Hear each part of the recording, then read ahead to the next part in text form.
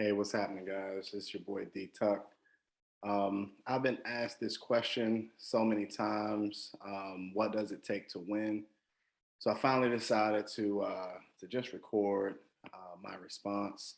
And here's what you're going to be happy to hear is that what it takes to win is literally um, a decision for you, a decision that will be backed up by your actions. And so my personal testimony about this happened in the year was 1990. I remember it like it was yesterday. I had been elevated on my high school track team. Had been elevated to a captain as a junior. I was running 300 hurdles, and there was only one other guy. Um, let's call him KJ. There's only one other guy in the entire jurisdiction that I hadn't beaten already, and it was KJ. And here we are, it's championship season of my junior year. Now, KJ was a senior, so a year older than me, um, but I still wanted to beat him, right? And I remember it like it was yesterday. My parents were in the stands. The matter of fact, the stands were packed because it was our county championship. I still can remember the weather. It was perfect outside, no wind, nice and sunny, and they line us up for this 300-meter hurdle race. Now, KJ is just to my outside. So if you understand 300-meter hurdles, you actually start on the back stretch, right? And there's a slight stagger because you do have the far curve where it evens back out coming down the home stretch. So either way, he's on my outside, and the gun goes off. Now, leading up to this competition, I had practiced pretty well. I had some really strong practices. I had run some good times. As a matter of fact, coming into this event, I had just broken my high school record in this event. So I'm pretty confident that this is my time. I'm gonna finally dethrone the current champion, KJ. And so that gun goes off, and the crowd erupts, right? Because we're all in the same county and we know each other, and so there's been chatter, right? There's been chatter about who's going to do what and how fast people are going to run and who's going to win, and so that gun goes off, and I can tell you, I'm pumped. I shoot out the blocks. The one thing I always was pretty fast. I actually played football as well. I was a tailback in high school. Played a little cornerback as well. But I was always fast, and so I shoot out the blocks. Now going down that back stretch, um, I make up a little bit of ground on them. So and I can feel them to my outside. And in stride without stutter stepping. That's what we work on in practice. Hit the first hurdle, trail leg snaps down, boom. And now you're coming into the curve. So now this is where the stagger kind of evens out. And sometimes I get emotional telling this story, but again, I can smell that track meet today when I think about it. I can hear it, I can feel it. Um, and it meant that much to me. So I'm in the curve, and now I get a shoulder ahead of them, right? I'm a little bit ahead of them. Coming off the curve, there's this announcer on the loudspeaker up in the press box, and he's yelling in the microphone at this point.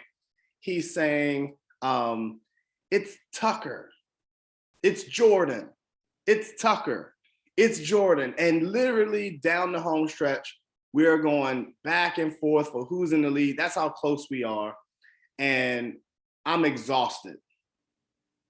KJ is exhausted.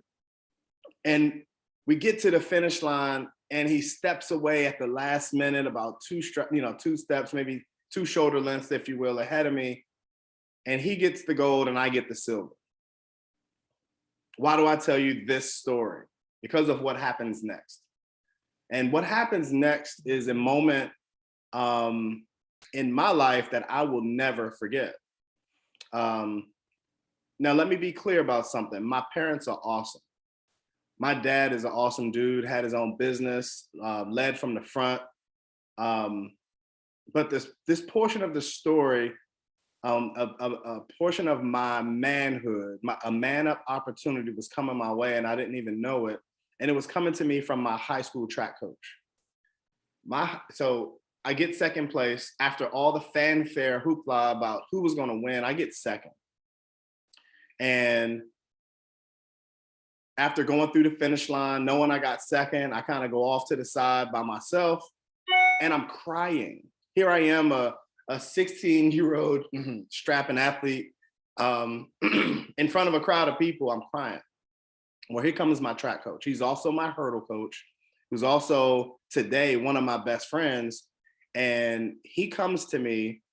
Now, mind you, he's only a handful of years older than I am. I didn't realize it at the time, but as if I were when I was 16, he was 32. That's not all that old, right? So he comes to me and he looks me in my face. I'm huffing and puffing, still tired and sore and aching from the race. And he says, D-Tuck, do you want to start practicing like a champion? Do you want to be a champion? Now, here I am, I can barely breathe. I'm trying to catch my breath. I'm sobbing a little bit. And he says, no, answer me, like right now, while you're tired, while it's hurting, while you're at your lowest. And I said, absolutely. I said, absolutely, I want to be a champion. And he said, well, stop crying. Let this be the last time you cry over track, but let it also be the decision-making point for you to actually practice like a champion. Now, I'll never forget that moment, because from that moment forward, when it came to track and field, when it came to me and my decision-making, I made more decisions to back up that first big decision. You know, you can understand when you're in, I finished my junior year, and now I'm going into my senior year, having made that commitment to my coach. I have a driver's license, but I do have curfew, so I made that every night. There were guys starting to experiment with alcohol, drugs, hanging out, doing things they wouldn't want to tell their parents about. Now, I'll tell you, I had a good time in high school, but I needed to have my decisions back up and walk out that initial decision to win and to be a champion. So I didn't do those things. You know, I was eating better than I ever have. Obviously, I limited my partying and things like that. But I still was able to have a great time. And here's what the benefits of these good decisions were. I was again named captain of the track team going into my senior year. And I ran through my senior year an undefeated season.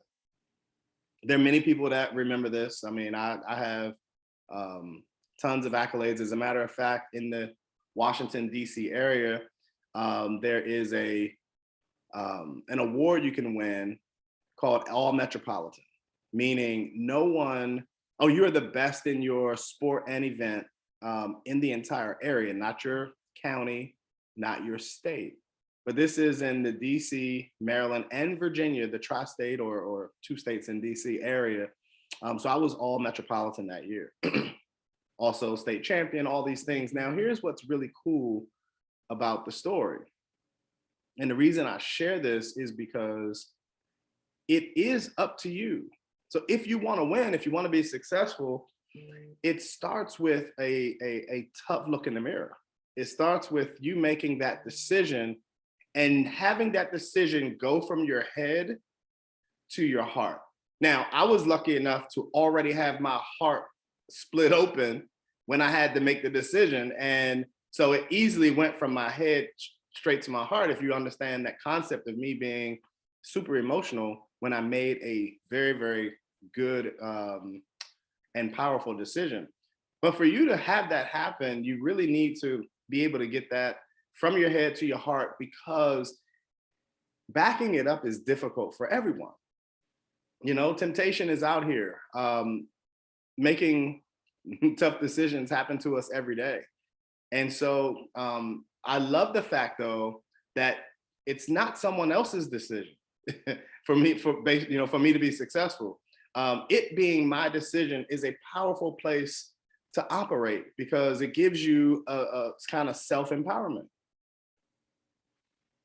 I love that. So I'm hoping that this story helps somebody. I don't know what the KJ story in your life is or will be, but the beautiful thing is once you win, once you're ultra successful with yourself, you'll be able to tell those KJ stories to other people to help them.